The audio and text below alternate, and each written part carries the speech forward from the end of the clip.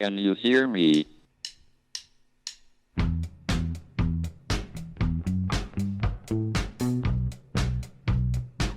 Houston, we have a problem. It's one small step for man. Now I am become death, One giant leap for mankind. the destroyer of worlds. Eureka! Nos Bastidores da Ciência, um podcast da Molecular JE. Olá a todos, bem-vindos ao podcast Molecular, nos Bastidores da Ciência. Um podcast da Molecular JE, a junior empresa do Departamento de Química da Universidade de Coimbra.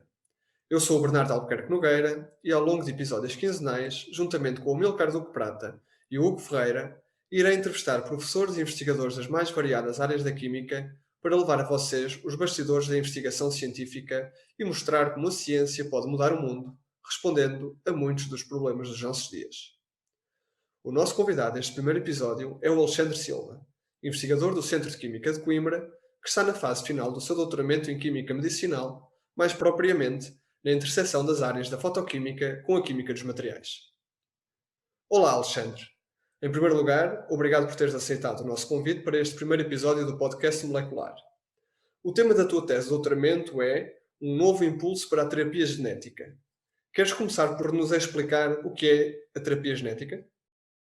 Olá Bernardo, olha, antes de mais quero agradecer o convite para inaugurar este novo projeto da Molecular e obviamente que desejar a todos que corra ao nível daquilo que vocês desejam, que tenham o sucesso que vocês desejam e que eu também consiga corresponder às expectativas que têm para este primeiro episódio.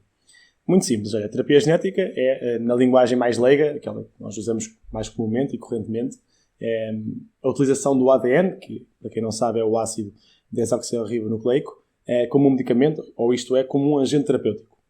Na prática estamos a falar de utilizar todas as ferramentas que são possíveis para corrigir problemas que estejam ligados ao ADN, aos genes, mais corretamente aos genes mesmo, e que por vezes ou estão em falta ou estão danificados. Isto para melhorar aquilo que é a sua função. Por exemplo, se nós inserirmos genes normais nas células de uma pessoa que não tem esses genes, vamos conseguir levar à produção da proteína que está em falta. Por exemplo, a título de curiosidade, muitas pessoas não sabem, mas estes genes muitas vezes são produzidos por aquilo que hoje está muito em voga, que é a técnica PCR, que em português é a reação em cadeia de polimerase, e que agora, devido aos testes de Covid, é muitas vezes falado. Mas na prática a essência é a mesma. É multiplicar fragmentos específicos de ADN, de um gene, num caso para produzir em massa esse gene, no caso dos testes para a Covid-19, para verificar se o ADN viral está presente nas amostras que são recolhidas em doentes. Ou em possíveis doentes, obviamente. Mas voltando aqui à terapia genética, como estavas a perguntar, existem diversas maneiras de nós conseguirmos trabalhar nesta área. Podemos introduzir um gene-alvo que está em falta, ou um gene-alvo que está, de certa forma, com alguma anomalia, e podemos colocar este gene dentro da célula que nós pretendemos através de várias formas. Através de vírus, através de lipossomas ou outras técnicas físicas, que é o caso da técnica que eu desenvolvo. Mas também podemos, por exemplo, se houver algum gene que está a funcionar de forma errada, podemos silenciá-lo, isto é, fazer algo para que ele deixe de produzir a proteína errada que está a produzir. Ou também, é mais recente, e isto leva também a problemas éticos muitas vezes, que é clonar órgãos ou clonar certas partes de genes para introduzir para transplantes em pacientes que estão a precisar. Na prática, isto é só uma visão mais global daquilo que é a terapia genética. Muito bem. E especificamente no teu projeto, o que é que pretendes encontrar ou desenvolver para criar este novo impulso para a terapia genética de que fala o teu título? Ok, eu no meu trabalho e no meu projeto utilizo uma técnica que foi desenvolvida pela empresa LaserLeap, que é uma startup sediada em Coimbra, que inicialmente não trabalhou nesta área. Portanto, desenvolveu uma técnica que basicamente consiste na utilização de materiais que são capazes de absorver a luz laser e, portanto, a energia desta luz laser e transformar esta energia em calor esse que depois vai levar a variações de volume e assim, obviamente, gerar vibrações que na prática são ondas de pressão. Nós chamamos a isto ondas fotoacústicas. Fotoacústicas, pois foto vem de fotões, vem da luz que é absorvida pelos materiais, e acústicas, pois estas ondas de pressão têm propriedades muito, muito semelhantes àquilo que é o som. Mas pronto, voltando atrás, a técnica que a LaserLeap desenvolveu inicialmente era para a entrega de fármacos através da pele. Nós chamamos a isto, tipicamente, entrega transdérmica, mas neste projeto de doutoramento que eu estou a desenvolver, estamos a tentar reorientar esta técnica também para entregar genes a nível das células, a nível celular. Obviamente que, no meu caso, estamos a falar de uma entrega num sistema que é de muito menor dimensão. Portanto, é necessário desenvolver aqui materiais que sejam capazes de gerar e de produzir estas ondas, mas com características muito mais específicas para esta tarefa. E qual é que são as vantagens desses novos materiais, e neste caso, desta técnica para a terapia genética? Ok. A técnica em si apresenta vantagens a nível do custo. Portanto, o custo, quando comparamos com vírus, que é uma das técnicas de entrega mais utilizadas, o custo é muito mais reduzido. É uma técnica versátil e é flexível. Podemos aplicar especificamente onde nós queremos, no órgão que queremos. A expressão correta é transfectar. Transfectar é esta ação de colocar genes dentro das células que nós pretendemos. Mas tem uma grande vantagem quando comparamos com os métodos mais convencionais e que estão a ser desenvolvidos há mais anos, que é uma baixíssima toxicidade. Portanto, apresenta este perfil de segurança assinalável que as técnicas, por exemplo, que recorrem a vírus ou a lipossomas, que são tipos de agentes de entrega, têm muito correntemente levado a problemas em certos pacientes nos ensaios clínicos. Agora, se formos aos materiais em particular, portanto, aos materiais que estamos a desenvolver, eles estão a conseguir desenvolver ondas de pressão muito mais apropriadas para este nosso objetivo, que é criar espaços que sejam transitórios e reversíveis nas membranas celulares, mas tem que o fazer mantendo o perfil de segurança que já tinham anteriormente na Laser Lip, e isso felizmente estamos a conseguir. Depois, para terminar, estes materiais são feitos à base de carbono e, portanto, o carbono traz-nos logo uma fantástica particularidade, que é conseguir absorver mais ou menos de forma igual em todos os comprimentos de onda, pelo menos naquele espectro que nós consideramos mais habitual, desde o infravermelho próximo ao visível e também ao ultravioleta. Logo, se conseguimos desenvolver materiais que absorvem em todos estes comprimentos de onda, vamos poder estar muito mais flexíveis naquilo que é a utilização de vários tipos de laser e não estar exclusivamente presos a um só laser. E o que é que imaginas que possa ser o resultado final, um dia, quando esses materiais estiverem completamente desenvolvidos e for, nessa altura, possível utilizar esta técnica de uma forma comum? É engraçado porque a terapia genética deve ser provavelmente, e toda a área da genética, das áreas do desenvolvimento científico, que já estamos provavelmente há 30 anos a investigar dentro deste ramo e que mais insucesso tem trazido. E, portanto, é difícil não dizer aquilo que todos pretendemos quando exploramos esta área, que é conseguir resolver muitas doenças hereditárias, porque obviamente se nós conseguimos resolver o problema que está associado ao gene, vamos conseguir resolver e curar muitas doenças hereditárias. Imaginemos, agora no nosso caso mais particular, imaginemos doentes hemofílicos, portanto que têm hemofilia. Neste caso os doentes não conseguem produzir os fatores de coagulação que são necessários quando estamos a falar de mecanismos de tamponização, de hemorragias ou de algum problema nos vasos sanguíneos, e eles não conseguem produzir estes fatores de coagulação quase sempre porque têm falta do gene que leva à produção destes fatores de coagulação ou porque têm anomalias nesse gene. Agora imaginemos que nós vamos conseguir injetar num determinado local do nosso corpo este gene. Obviamente, se nós injetarmos só o gene só por si, ele vai para a corrente sanguínea, ou vai para os músculos, não integra as células, portanto não faz parte do nosso ADN das nossas células. Mas se nós conseguimos, de seguida, após esta injeção, aplicar as nossas ondas fotoacústicas, e se obviamente conseguirmos chegar ao sucesso, vamos conseguir abrir canais em que este nosso gene JAL vão conseguir entrar dentro das células e, obviamente, estando dentro das células, dentro do núcleo, vão poder ser replicados, reproduzidos e as células poderiam resolver o problema produzindo aquele fator de regulação que até então não podiam produzir. Este é então uma dos nossos objetivos, se nós olhamos para o futuro, obviamente que imaginávamos isto ser possível. E muitas outras técnicas genéticas também o querem e também o pretendem alcançar. Mas seria, sim, algo que nós gostaríamos de ver em vigor na prática clínica no futuro. O Prémio Nobel da Química em 2020, que foi repartido pelas cientistas Emmanuelle Charpentier e Jennifer Doudna, pelo desenvolvimento da técnica conhecida como CRISPR-Cas9, apesar de não ser exatamente aquilo que fazes, também entra ou pode entrar na categoria de terapia ou edição genética. Consegues explicar-nos sucintamente em que consiste esta ferramenta premiada no ano passado com o mais importante prémio científico? Sim, claro. Assim, na prática, todos nós que trabalhamos nesta área da terapia genética, o que estamos a fazer é trabalhos paralelos para tentar contribuir a cada dia e a cada ano um pouco mais para a evolução desta área como um todo. A técnica CRISPR-Cas9 que mereceu este prémio Nobel, e muito bem, é só apenas mais um ramo desta árvore enorme que é a engenharia genética, obviamente. Mas estamos a falar, neste caso, de um dos ramos que mais sucesso teve na última década e que tem até originado investimentos de grandes empresários, como é, por exemplo, o Bill Gates.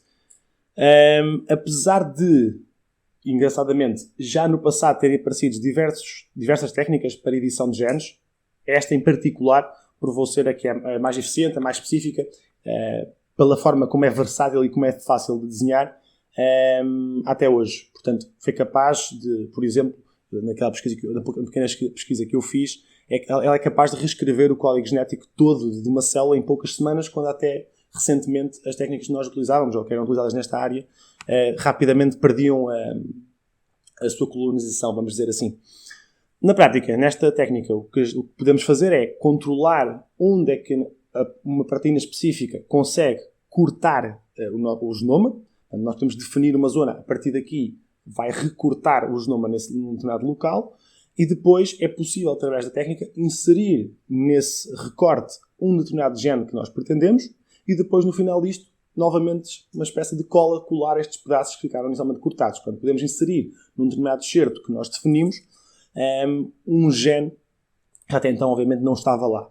Ou seja, na prática, esta proteína Cas9 é uma espécie de bisturi que chega ao local, como se fosse uma cirurgia, faz um golpe num determinado pedaço do nosso genoma, insere nesse local um gene-alvo que nós pretendemos e depois, no final, faz a ligação, como se estivesse a colocar uns pontos que voltam a ligar todo este pedaço genético. Obviamente não é só possível com esta técnica editar secções, nós podemos fazer muito mais do que editar secções. Podemos também, por exemplo, ativar determinados genes que até então estavam desativados, ou até fazer o inverso, que é desativar um gene porque de alguma forma ele estava a funcionar, mas de forma anómala, e nós podemos fazer com que ele deixe de funcionar. Só a título de exemplo, esta técnica tem sido utilizada por centenas e centenas de grupos de investigação a nível de todo o mundo. A técnica é relativamente recente, foi lançada na prática em 2012, mas já é utilizada especialmente na parte da agricultura, portanto, para cultivar, para alterar plantas e outros cultivos para serem resistentes a pragas e às alterações climáticas, o que é muito interessante. É algo que já se fazia no passado, mas que esta técnica vai trazer com mais sucesso, e existem diversos ensaios clínicos para tratamento de várias doenças, desde cancro ou problemas sanguíneos. Imagine o que é nós podemos retirar uma célula da medula óssea, fazer a edição do gene dentro do genoma dessa célula e depois voltar a inseri-lo na medula óssea para que ele possa levar à produção de algo que até então a pessoa não era capaz.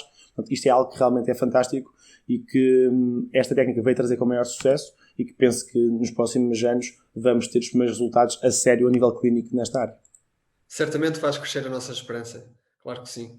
Olha, mudando um bocadinho o foco da nossa conversa, queria-te perguntar, durante o teu percurso estudantil estiveste vários anos ligados ao associativismo, nomeadamente ao Núcleo de Estudantes de Química da Associação Académica de Coimbra, onde foste colaborador, vice-presidente e presidente, na Associação Nacional de Estudantes de Química, onde foste tesoureiro e presidente do Conselho Fiscal, na Associação Académica de Coimbra, onde foste membro da Direção-Geral, e agora na Molecular JE, entre outras participações.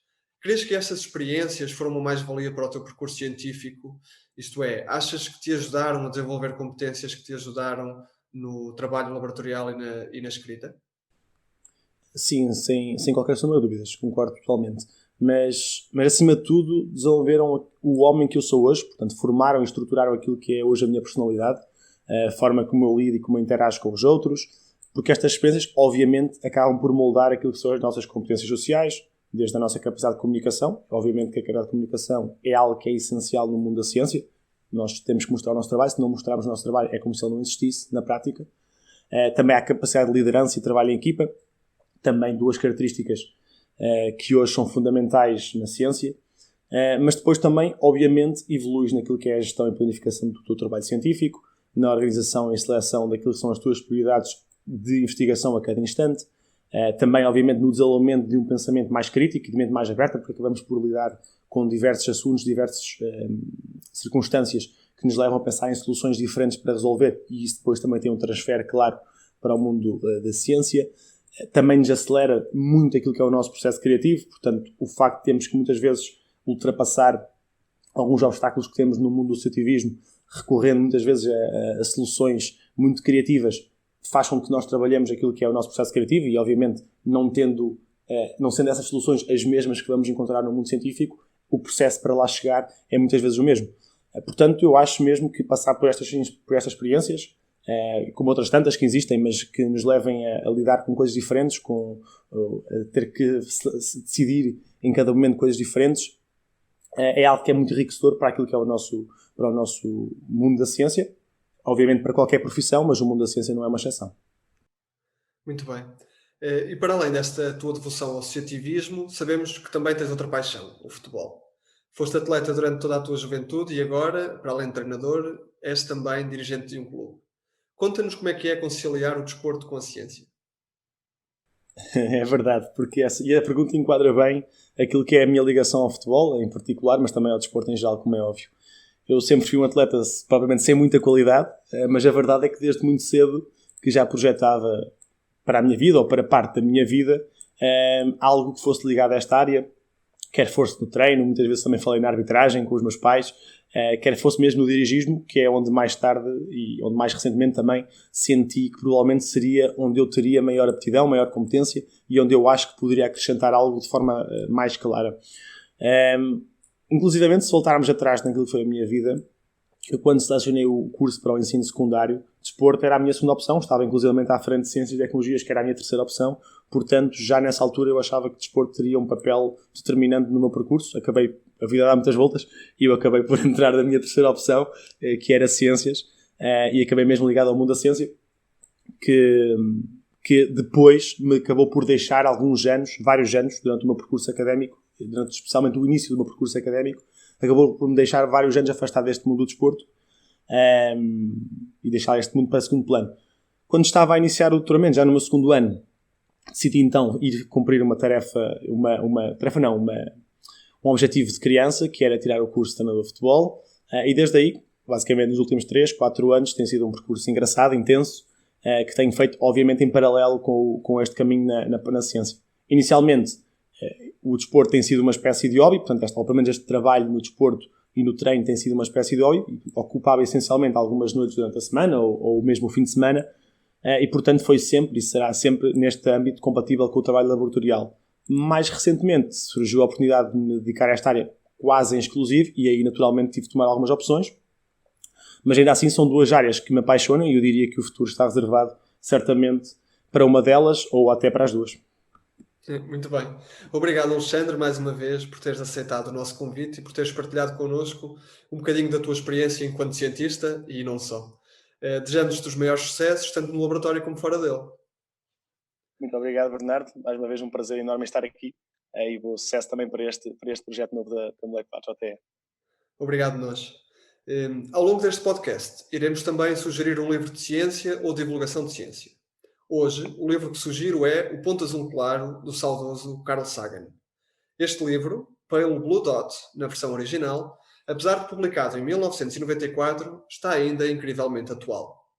É a sequela do famoso livro Cosmos e que deu origem à série televisiva sobre ciência mais vista de sempre.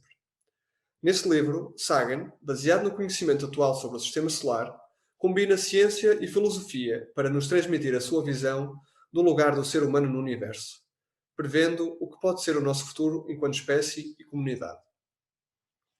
Publicado em Portugal pela Gradiva, é uma excelente companhia para tempos de confinamento, e não só. Obrigado a todos por terem estado desse lado no nosso primeiro episódio e não percam mais uma visita aos bastidores da ciência daqui a 15 dias no podcast Molecular.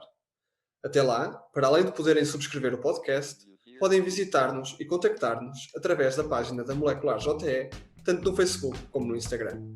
Boas experiências. Houston, we have a problem. It's one small step for man, Now I am become death, one giant leap for mankind. the destroyer of worlds. Nos Bastidores da Ciência, um podcast da Molecular JTE.